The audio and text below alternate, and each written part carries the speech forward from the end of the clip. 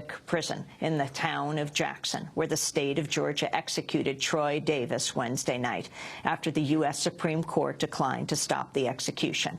It was one of the most high-profile executions in years. Davis was convicted of the 1989 killing of an off-duty police officer who was white. His name was Mark McPhail. Since then, 7 of the 9 non-police witnesses have recanted their testimony, and there's no physical evidence tying Davis to the crime scene.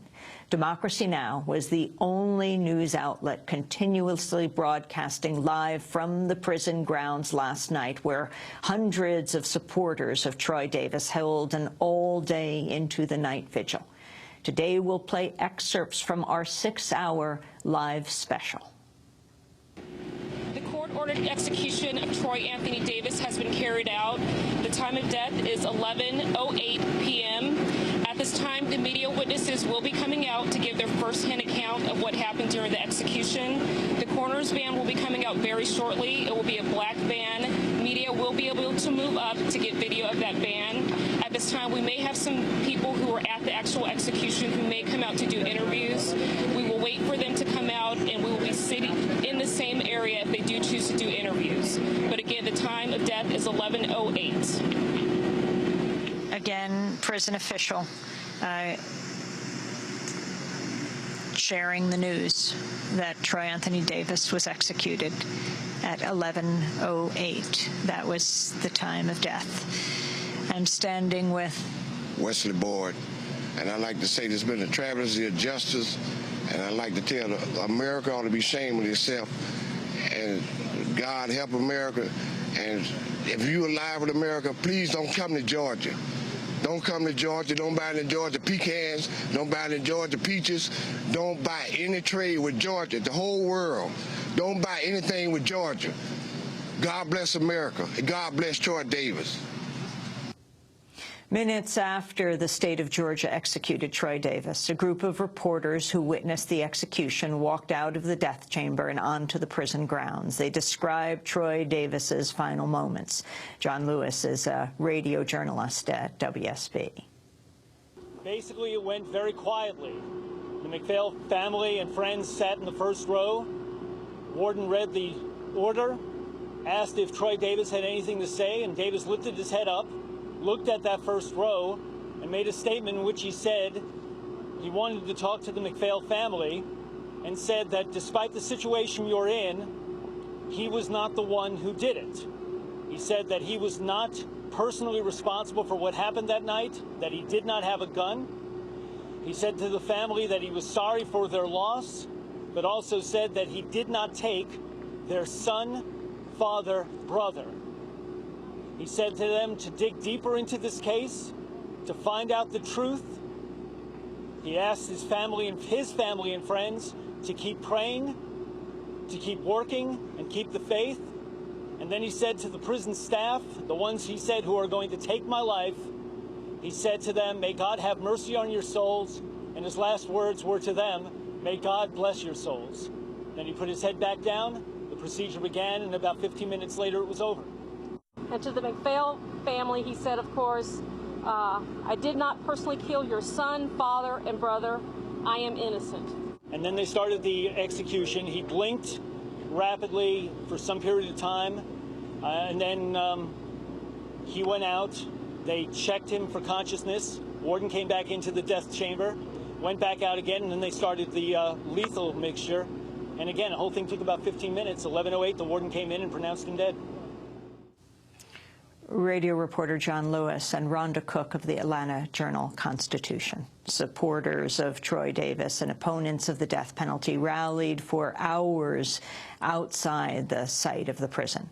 The NAACP and Amnesty International held an afternoon news conference at the County Line Baptist Church, Towaliga, just a few hundred yards from the prison. Speakers included DuBose, president of the Georgia chapter of the NAACP. I want to use my time to share the fact that I visited with Troy on death row on yesterday evening. For about 30 minutes, we had an opportunity to talk. And Troy wanted me to let all of you know in his words, keep the faith. Troy said that this fight is bigger than him. Troy wanted me to let the audience know that whether they execute him or whether he is freed, the fight must go on. Let this case be a crossroad. Let this case be an example that the death penalty in this country, not only just this state, but in this country, need to be abandoned. It need to end. And so, as we concluded with Troy, because they needed to take a physical so that they can make sure he's physically fit, so that they can strap him down, so that they could put the murder juice in his arm. Make no mistakes, they call it an execution, we call it murder. And my mother always told me to call things what they are. This is a murder. But we still believe in God that all the way down to the last hour, the last minute, the last second, if he chooses to do so, he will intervene. And DuBose President of the Georgia chapter of the NAACP, one of Georgia's most famous musicians, the hip-hop artist Big Boi of Outkast, also spoke out Wednesday in solidarity with Troy Davis. Well, Troy Davis, first and foremost, is from my hometown of Savannah, Georgia. Yes. I think he went to high school with my auntie. But I was familiar with the case, and a couple of weeks ago I saw a petition, so I started passing it around. So early last week I got a call from Amnesty International. It was like, Troy wants me to speak out on his behalf and try to bring awareness to the young people. So I said, why not, But my whole thing, I'm going to keep it short and sweet, is there's too much doubt, I'm not here to say who's innocent or who's guilty, but if you're going to execute a man, you got to make sure that he's 100% guilty before you do that. I mean, you can commute the sentence to life or whatever you have to do, but my prayers go out to both sides, both families, and I'm just here to show my support, and to everybody that's out here, just peace and love. Thou shalt not kill. That goes for us as a people and the government. Thank you. Big Boi of Outkast. At the end of the news conference, Troy Davis's older sister, Martina Correia, spoke for the family. Surrounded by her family and friends, Martina spoke from her wheelchair.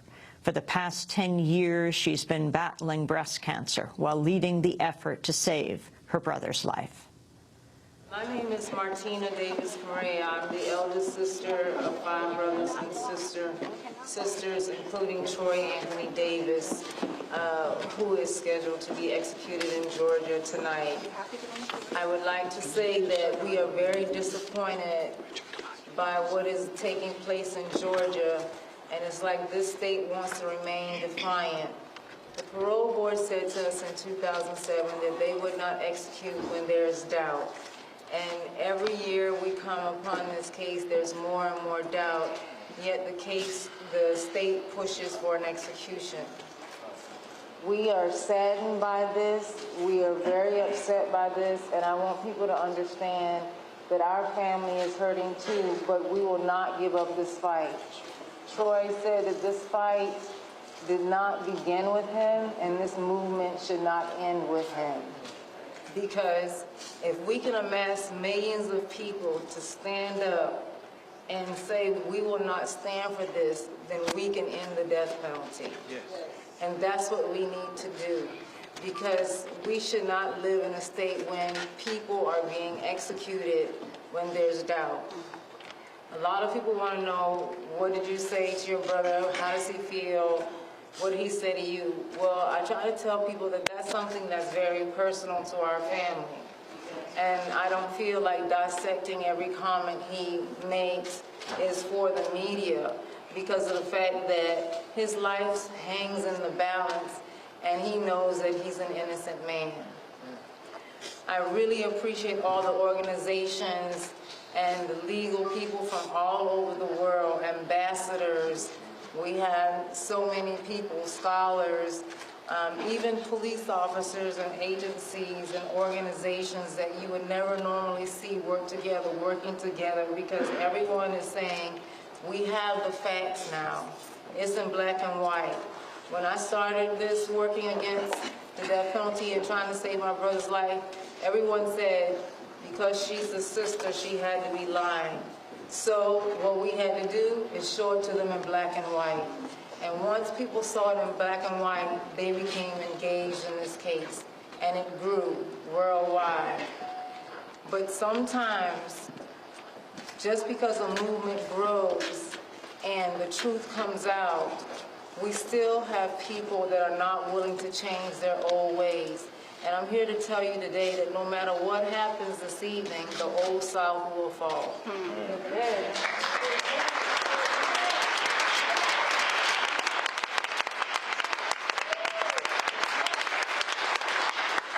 We cannot sit idly by and watch children be plummeted into prisons and jails, not including my brother, but children of all races and colors based on socioeconomics. Yeah. What we need to do is we need to let politicians know that you will not be elected if you do not do something about these atrocities that are happening in our states and in the prison and jail system. We will not sit by while you idly put our children of school age in prisons and jails. Come on now. We will not sit by and watch you deter movements of change and live in a state, a city that housed Dr. Martin Luther King and can go to his celebrations every year and still say that they support civil rights and change. Obviously, people don't understand the difference between human rights and civil rights and how they interact. But we look at our state that we've had death row exonerees from, and also other types of exonerees, and we look at our state of Georgia, who's still not willing to accept that they make mistakes. And we have to point out those mistakes. We cannot go back idly, no matter what happens tonight, and say, well, we marched down the street, we wore I Am Troy Davis shirts, and that is it. We have to be the catalyst for the change that we want to see. Yes.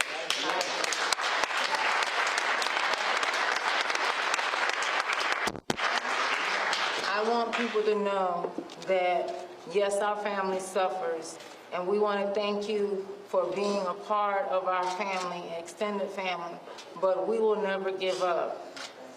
When we started, someone asked me, can I use the logo, I Am Troy Davis? I was very shocked because I think when they saw that we had 5 or 6 young black teenagers with I Am Troy Davis written in black marker, people saw that that meant something.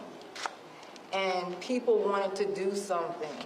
But we still had people that were in places of position that could have made changes, that are afraid, that are scared, that hide behind things, and they teach us to stand up. They teach us to pray. Well, faith without work is dead. And I'm here to tell you that we will continue to fight for Troy Davis. When I walk in the airports in Europe and London and the Council of Europe, and I see people walk past me with the I Am Troy Davis sister, and the first thing they say is, that's the sister. And I said one day, I'm going to get me a shirt that says, that is the sister. But it's not because I'm some great, wonderful sister. It's because families should stick together. And when you have the truth on your side, you should never give up. And I'm here to tell you that if you know the truth and you don't stand for it, then what's the point of having you have a position? What's the point of you being a politician? What's the point of you being a minister? What's the point of you sitting there and talking about family? Because family and community means everyone that's impacted by you. And Troy Davis has impacted the world.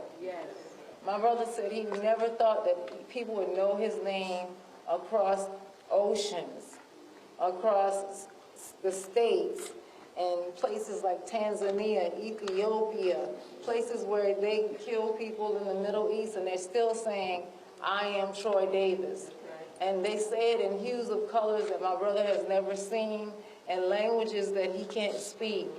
But when they say, I am Troy Davis, everybody knows what that means. And I want you to understand that that doesn't mean I am Troy Davis from Savannah, Georgia. That means that we can all be Troy Davis. And if we don't have somebody to stand up for the Troy Davises, then we are no better than the people who put him there.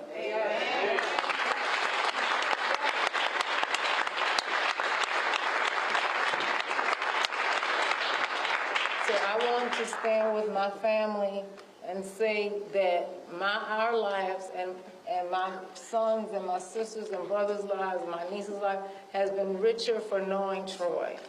Anybody who's met Troy has come away with an imprint of him on their soul. I don't have to tell people what my brother's like, because once they get to meet him, they can see for themselves. And that's why they try to keep him voiceless in the press, because they don't want you to know who Troy Davis is, because then you couldn't stand by and allow the state to kill in your name. So I just would like to say that I am Troy Davis.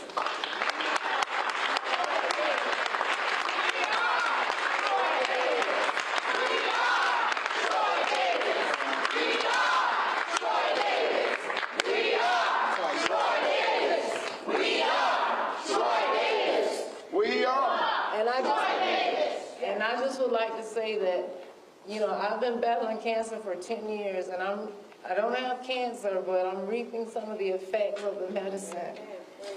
Several months ago, I was doing fine. And after that, I couldn't get up out of the chair. But I'm here to tell you that I'm going to stand here for my brother today. Mama. Let's go.